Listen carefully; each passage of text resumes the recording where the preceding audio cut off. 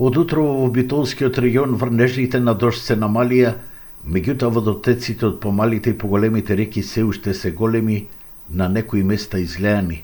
Денеска екипата на Алфа ги обиколи најкритичните точки на петтиот канал, што се влива во Црна на потегот од целата Кравари, па Жабени се до Егри, каде што има големи излевања на вода и се поплавени неколку стотини хектари на плодни ниви. Покрај самиот пат, неколку куќи и штали се под вода.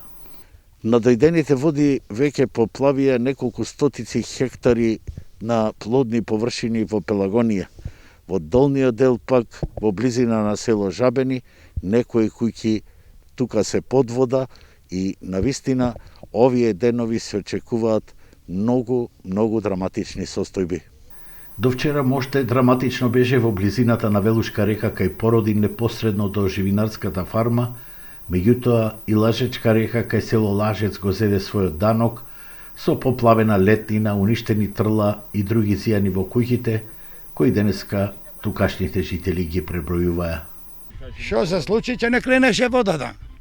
Ми влезе, на чичко ми му влезе в штала во овците. Ченката ми ја удај во гаражата, онде проблема не е исчистена реката од кога памтам јас. Од реката влезе низ џидоите и се наполни шталата. Кај не спрем на одвор во рекана. Другите таму ни се дретите таму, 200 глави овци со се јагмиња кај чегинот. Водата овде беше една пејда. И креветите ги ме кренето, еве сите се поплавија долу, сите се со вода. Од јавното предпријатие водостопанство, чија механизација денеска ја чистеше вегетацијата кај Лажечка река, велат дека има непристапни терени, но и многу несовесни граѓани кои сметот, шутот и земјоделските отпадоци ги фрлаат во селските реки и канали.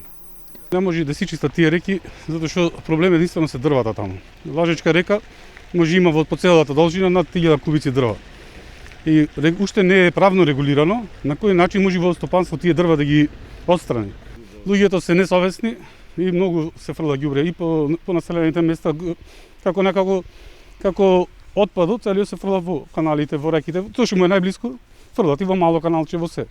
Колкави ќе бидат штетите во земјоделието допрва ќе се проценува, но барем засега смирувачки е информацијата од јавното предпријатие Водовод дека пумпната станица е безбедна и градскиот водовод има квалитетно водоснабдување.